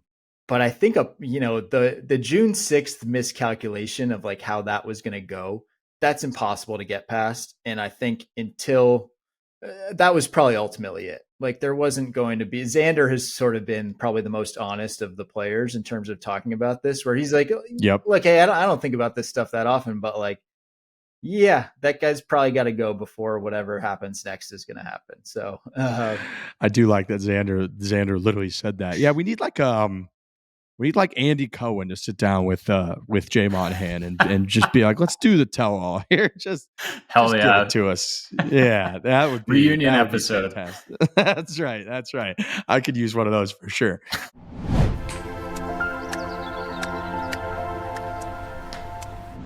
Lucy is the obvious choice for the true nicotine pouch connoisseurs. That's why they're the official nicotine pouch partner of Barstool Sports. Lucy pouches go up to 12 milligrams in strength and have a unique shape that feels great. Lucy breakers are the only pouches with a hydration capsule inside. They are a totally new kind of pouch, only available from Lucy. The capsule releases a burst of flavor and helps release nicotine faster for an experience that you simply cannot find in any other pouch. Gas station pouches get the job done, sure, but once you've tried Lucy, you will not want anything else in your pocket. You can get Lucy shipped straight to your door. Just visit lucy.co/Fore and use the promo code Fore to get 20% off your first order. Once again, that is lucy.co/Fore, lucy.co/Fore, and then use the promo code Fore. Bang, you're going to get 20% off your first order, and you can subscribe for another 15% off, and shipping is always free. Lucy products are only for adults of legal age, and every order is age verified. Warning, this product contains nicotine. Nicotine is an addictive chemical.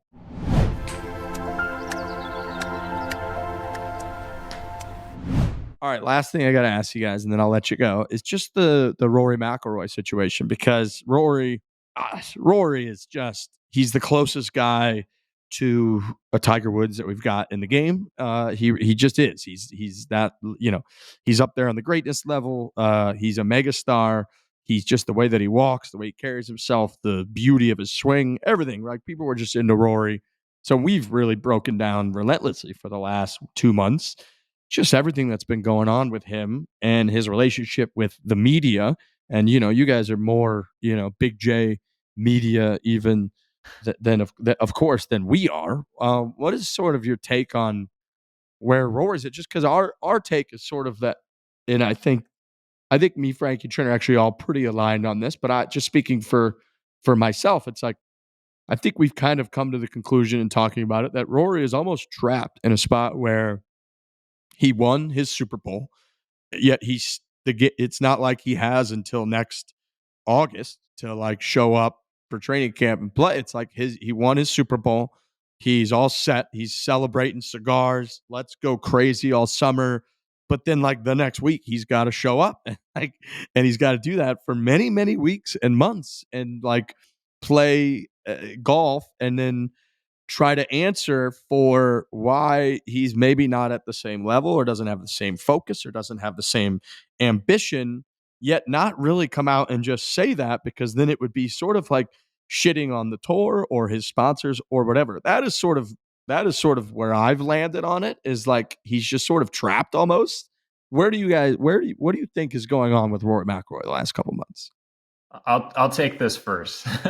I would just like to start by saying I by no means am part of the crowd of people who thinks that Rory like owes me something personally to come speak to me after his tournament rounds. Like, I think it's great when players do, and I think 99.9% of the time it's ultimately beneficial for a pro golfer to speak to the media more than it is harmful to them.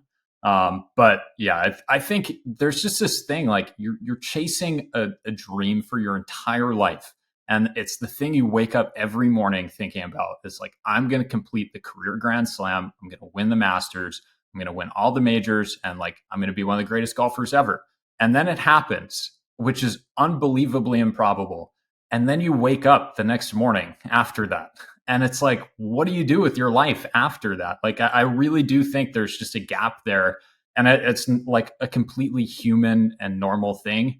It's been weird seeing he seems to be in like sort of a just grumpy mood, I would say, and when his dealings with the press over the last few months. And that has been weird because I just figured he would be partying all the time and like just having a great time with his life. What I would do for sure. Yeah, definitely. Same. I would like, you probably wouldn't hear from me for months. I would be hidden under like a bottle but of he has to be heard from. wine. Right. That's like the problem, is he kind of has to be heard from. It's like he can't not show up to the PGA Championship. He can't not show up to the US Open. He's obviously good, so it's like, and then when he's there, you're right. He's almost like he wants to not be heard from, but he knows he has to play. So then he's doing this weird version of like, I'm here and I'm going to play and I am going to try, but it's not going to go well. And then I'm going to do my best to not be heard from. But it's like, well, you're here. Like, you should, we kind of want to hear from you. It's like he's in this weird spot, Yeah. Well, I mean, it's funny. We've unsurprisingly talked, endlessly about this because it's such an interesting, like, philosophical question, the whole thing. But I do think there's an interesting connection between what Rory's going through and actually what Bryson was going through near the end of his time on the PGA Tour, where you just get in this cycle where, okay, anytime in the world where like comment sections mean more than they should and mean more than they ever have, anytime Rory kind of says something interesting, which is most of the time that he talks, he can't help it. Everyone's like, hey, will this guy just like shut up? And then if he doesn't talk, then it's like, well, what's this guy ducking the press for? And so it's all taken on such a bigger life than it should have. I think that him going and answering some questions and not saying anything interesting would have ironically like shut a lot of this down. But instead, he plays 4 kind of middling rounds at the PGA Championship, doesn't talk after any of them. A little bit of like, it's all gotten overblown. I mean, he talked before the PGA Championship. He talked before the US Open. He talked in Canada. He talked after shooting 78 in Canada. He talked after a few days at the US Open. It's not like we didn't hear from the guy at all. It has been kind of jarring to see the public reaction when it was just a couple months ago that he did something. It was like one of the most incredible days in modern sports history. I feel like was Rory winning this Grand Slam. And in person, we get carried away. In person, Rory's approval rating is insanely high. Like I'm not sure there's anyone that has more love out there. But yeah, there's no denying that he's lost some of the room, at least among the vocal, Instagram crowd. So I don't know. There's a quote from. Do you guys ever do readings on your show, Riggs? You want me to read a couple sentences for you? Is that permission? You can do readings. Yeah, we enjoy readings. All right. Here's from Andre Agassi, because I was just writing about this a little bit this week, and this was from his biography. He was talking about, he's trying to talk to journalists, and he's like, what am I supposed to say? I'm just kind of thinking out loud. All right, here's the line. He says, to make matters worse, journalists write down exactly what I say while I'm saying it, word for word, as if this represented the literal truth. I want to tell them, hold it, don't write that down. I'm only thinking out loud here. And you're asking about the subject I understand the least, which is me. Anyway, I just think that there's an element with Rory where he's just kind of thinking out loud. He says what he thinks. He truly can't help it once he starts talking. He's an engaging guy. And then he ends up, either putting his foot in his mouth or just starting another storyline that then he can't get out of. So I think when he sees the media and he's just played a mediocre round of golf, he probably looks over and is like, fuck, what good are these guys going to do me right now? And then he's just on to the next thing. So I don't know. We'll see, but don't get too caught up in the moment. That would be my encouragement for any golf fans that are too turned off by this exact chapter of Rory, because I think people are saying some things that are going to age poorly. He's just got to roll up to his next press conference with a cooler full of beer and just invite everyone, just crack one open. Let's talk about it. This is not serious. Let's bend some fences here. Yeah, I guess one last thing on that subject is when he says media, I think a lot of the time it does mean people on social media, not the people actually there in person asking him the questions. But there was something pretty funny about him playing that round on, what was it, Saturday? And then the message to the media being someone was like, is it the poor play? Why haven't you been really? And he's like, no, it's kind of just it's just you guys. And it's well, maybe it's not even you guys. It's more just what you do. I was hoping you would dive a little further into that, but that was just, everyone kind of walked away a little bit shell shocked after that scrum. Yeah, we played that on the last show, and we're rolling at that because I do think you guys both make an excellent point about, we really, really want our, in this case, athletes, golfers, we really want them to be open and honest and speak and say interesting things. But from their vantage point, then oftentimes when they do, they get buried for it, or it just gets spun or gets presented or whatever in a way that is not really the way that it came off or was meant.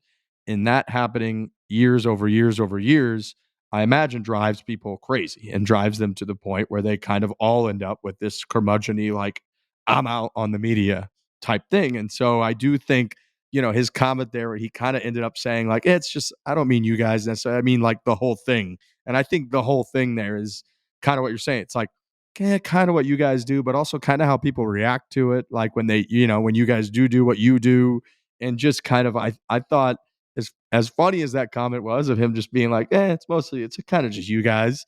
I did kind of understand what he meant there. Where it was yeah, I bet that is kind of annoying where you're no, I've done the thing. I don't have to do this shit. I came here, I went through all of it for 15, 20 years.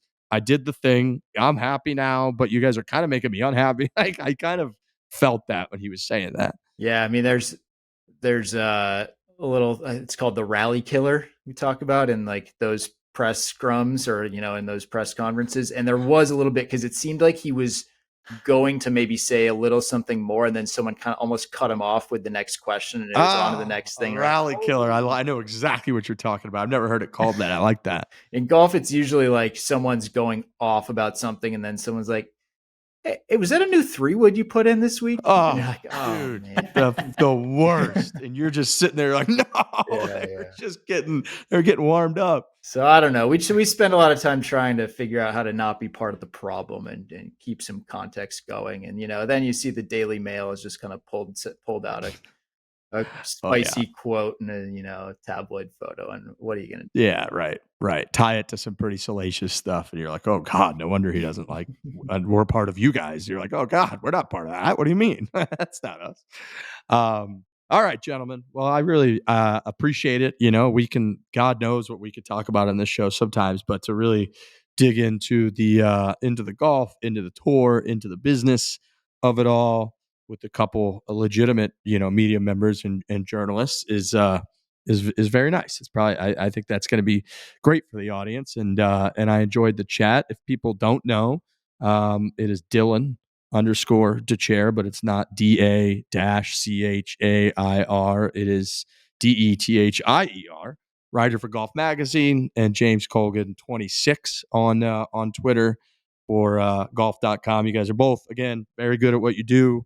I like this. Like, we got the ushering in sort of like the young big J's is like a very interesting spot to be in golf. And, you guys kind of navigating video and writing and social media, but like still trying to be, reporters and journalists and writers is very difficult. It's very difficult to navigate all that. I think you guys do a great job. So thank you both for joining us. Thank you, Sam. Appreciate you having us on your show. Thanks. Of course. Thanks, boys. Keep it up.